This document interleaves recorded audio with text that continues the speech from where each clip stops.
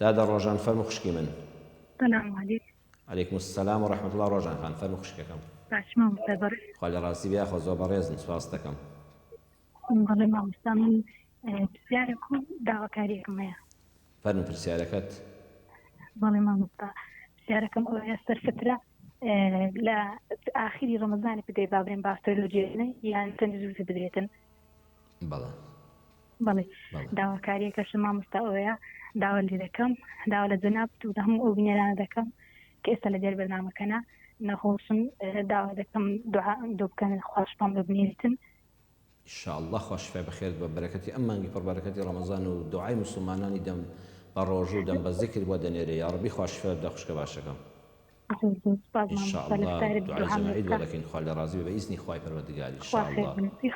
خوای خێری تۆش بن و سێدادی گیان خوشکە باش. ڕۆژان خان فەرمووی سەرفترە کەی بدرێ؟ پێش جەژن یان لە ڕۆژی جەژنە؟ ئینسان سەرفتەی ڕەمەزان بەڕێزان ئەوە بابەتێکی جوان و ڕۆژان خان وروژاندی، وەڵڵا حەزم کرد قسەی لەسەر بکەم.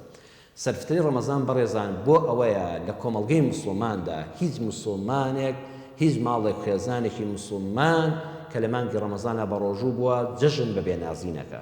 ئەبێ هەمومان سەرفترەکان کۆ بکەینەوە بیدەین بە هەژارەکان بۆ ئەوەی ئەوانیش لانی کەم لە ڕۆژی جەژنە ماڵ و منداڵ خۆشحاڵ بن. لانی کەم ئەگەر ڕۆژانی جەژنیش بێ منداڵەکانیان بێنازیان پێوە دیار نەبێ. منداڵە بێ باوکەکان ئەوانەی دایک و باوکیشیان هەیە بەڵام خێزانێکی زۆری دەستکرد و هەژارن بۆی منداڵەکانی جلوبەرگێکی نوێیان لەبەرا بێ، پێڵاوێکی نوێیان لە کۆڵانە لەبەرا بێ، سفرەی جەژنیان وەکو ماڵەکانی تر ئەگەر لانی کەم بۆ ڕۆژێکیش بێ هەست بە بێنازی نەکەن. چەند ناڕەحەت دەبێ ئینسان کاتە دەبینێ خەڵک لە جەژنا تێر و تەسەل و خۆشحاڵە، ئەمیش بەڕاستی خواردنێکی وای نەبێ. منداڵەکانی جلی نوێیان لەبەران نەبێ، لە کۆڵانە لەگەڵ منداڵانەکە بۆ جەژنە پیرۆزەی دراوسەکان دەگەڕێن جلەکانی ئەمان کۆن و دراو بێ.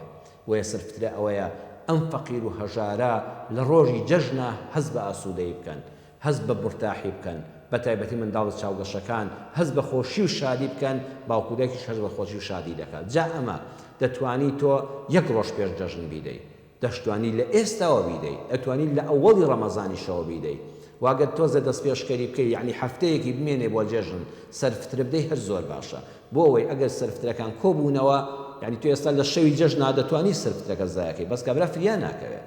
کەی منداڵەکانی بەلێ جلیان بۆ بکە، پێڵاویان بۆ بکە، خواردن بکڕێ، بە هەفتەیەکی بمێنێ، هەفتەیەک بمێنێ سەرفترەکانمان زایە بکەین بۆی ئەو کەسانی کە محتاجن لە کەس و کارمان لە دەوروبەرمان لە دراوسێ و موسڵمانانی ئەهلی مزگەوتمان بە هەمومان فریان کەوین. سەرفترەکان کۆ ببنەوە و ئەو بۆ خۆی لە دووسێ ڕۆژی پێش جەژنە کەلوپەلەکانی پێ بکڕێ و سفرەی جەژنی پێ ئامادەکە.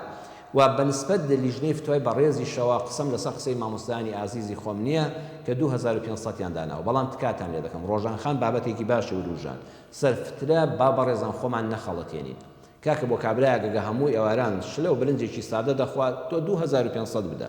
وەڵڵا خەڵک هەیە لەوە چێ لە ڕەمەزانە ئەگەر مەگە خێرەومەندان ئەینا بەخوا میشکێکی پێ ناکڕدرێ. کاکە چیلۆیە گۆشتی بەخوا پێ ناکڕێ بە 20000 23000 22000 ئەوانە پێی ناکڕدرێ لەکوێ بێنێ. بەڵام خەڵکیانێکمان هەیە ئەمەی کە ئاوا شلۆ برنج دەخوات 2500 بۆ تۆ کافیە. بەڵام کاکەی بەڕێزم تۆ هەموو ڕۆژێکی ڕەمەزان لە بەربانگا گۆشتت هەبووە، شلەی بێ گۆشتم نەخوادووە، مریشک بە ئەنواع لەسەر سفرەت بووە، نازانی سەیری چکەی خوانێ بڕێ یەخوا هەزار ئەوەندەتان هەبێ ئەوانەی کە خوا پێداون. بەڵام خۆت مەخەڵەتێنە سەرفترەی تۆ 2500 نییە کاکەی جەن. وەڵڵا شەش خێزانی مامۆستا دەبێتە 12500 دینار.